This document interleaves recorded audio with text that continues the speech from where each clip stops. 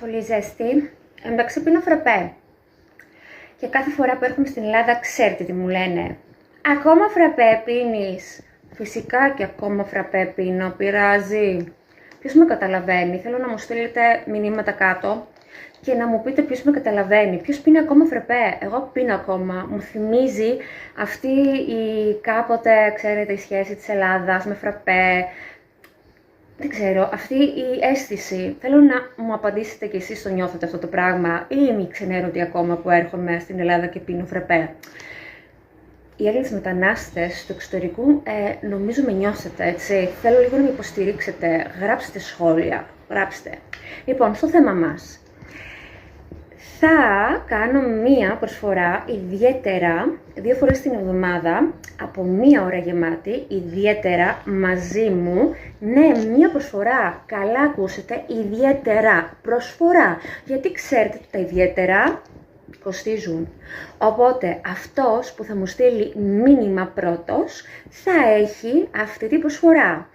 Και αν δεν θέλετε να στείλετε μήνυμα για να κάνετε τώρα μάθημα, γιατί ναι, ξέρω, από 14 Αυγούστου κλείνω, κάνω διακοπές, ξέρετε, από 14 Αυγούστου μέχρι τέλη Αυγούστου κάνω διακοπές. Θέλω να ξεκουραστώ, το έχω ανάγκη και εγώ, παιδιά, το έχω ανάγκη. Και ξεκινάμε 1η Σεπτεμβρίου δυναμικά στο στόχο μας, γιατί πρέπει να μάθετε γερμανικά. Μου λέτε ότι κακοπερνάτε στη Γερμανία, σας εκμεταλλεύονται χωρίς τα γερμανικά. Το έχω ακούσει και αυτό, οπότε πρέπει να μάθετε γερμανικά, με διάβασμα. Μην μου λέτε δεν μπορώ και δεν κάνω και δεν ράνω, με διάβασμα. Και όχι με αντιγραφές και με τέτοια και δεν ξέρω εγώ τι, δικαιολογίες. Με διάβασμα, μόνο με διάβασμα.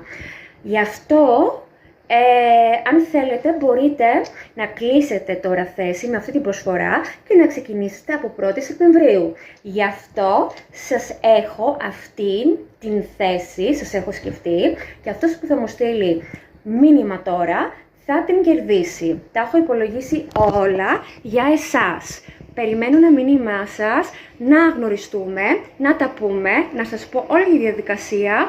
Θα χαρώ να συνεργαστώ μαζί σας.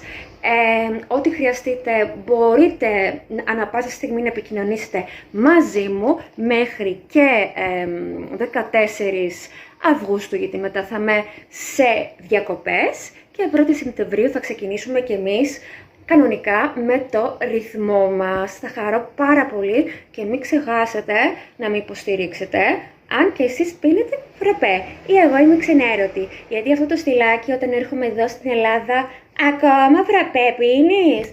Ναι, ακόμα φραπέ πίνω, γιατί είμαι από τους παλιούς τους Έλληνες που έρχομαι και πίνω φραπέ. Πειράζει? Φιλάκια, ευχαριστώ.